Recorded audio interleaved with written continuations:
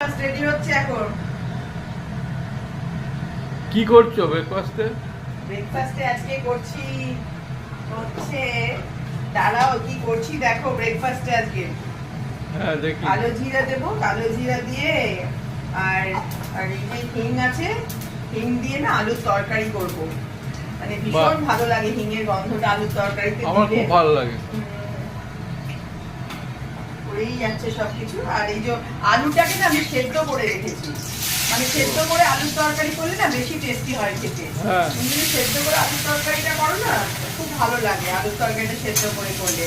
আর আলুর তরকারির সাথে আর এই যে এইভাবে ময়দাটা মেখে রেখেছি ত্রিকোণ পরোটা রেডি।